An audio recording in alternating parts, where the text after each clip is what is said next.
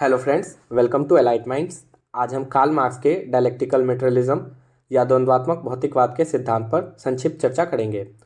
द्वंद्वात्मक भौतिकवाद को समझने से पहले हमें द्वंद्ववाद एवं भौतिकवाद को समझना आवश्यक है।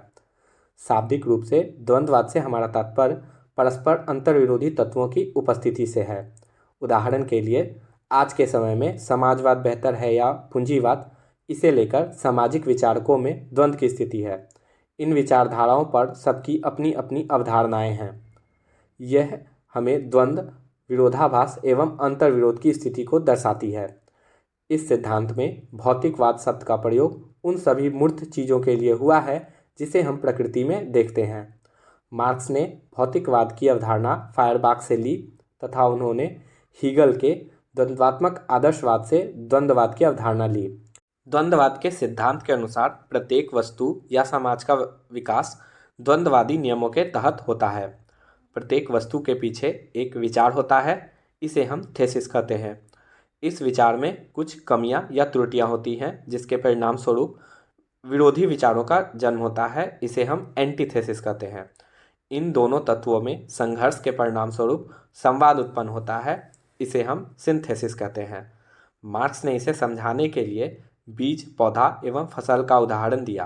बीज, जो जिसे हम एक थेसिस मान लेते हैं, कुछ समय के बाद अनुकूलन न करने के पश्चात धीरे धीरे वह एक पौधा का रूप ले लेता है, जो कि एक प्रतिवाद या एंटीथेसिस है। पौधा धीरे धीरे फसल का रूप ले लेता है, जो कि एक संवाद या सिंथेसिस है, और फसल फिर से बीज को उत्पन्न करते हैं। मार्क्स ने हीगल के द्वंद्ववाद के सिद्धांत को तो स्वीकार किया, परंतु उनके आदर्शवाद के सिद्धांत को स्वीकार नहीं किया।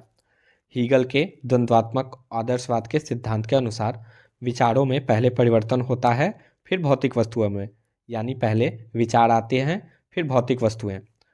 वहीं मार्क्स कहते हैं कि परिवर्तन पहले भौतिक वस्तुओं में होता है, बाद में विचार में, यानी पहले भौतिक वस्तु फिर विचार। इसे हम इस प्रकार समझ सकते हैं कि जब मनुष्य जंगल से गुजर रहा होगा तब वह थककर बैठने के लिए कोई चीज़ ढूंढता है। वहाँ उसे लकड़ी का टुकड़ा दिखता है जिससे वह कुर्सी बनाने का विचार सामने रखता है। यहाँ पहले बैठने का विचार आया, फिर कुर्सी बनाने का विचार। कुर्सी जो कि एक भौतिक चीज़ है। यह हीगल की विचारधारा थी। मार्क्स के विचारधारा के अनुसार उदाहरण यह हो सकता है कि मनुष्य जब जंगल से गुजर रहा था तब उसे लकड़ी के टुकड़े को देखकर कुर्सी बनाने का विचार आया। यहाँ पहले भौतिक चीज़ यानी लकड़ी का टुकड़ा सामने आया, फिर कुर्सी बनाने का विचार आया। इसी संदर्भ में मार्क्स ने कहा है कि मैंने हीगल के द्वंद्ववाद के सिद्धांत को सिर के बल खड़ा पाया, जिसे मैंने पैरों के बल यानी भौतिकता के आधार पर खड़ा कर दिया। हमने आज मार्क्स के द्वंद्वात्मक भौतिकवाद के सिद्धांत को देखा। That's all for today. Thank you and have a nice day.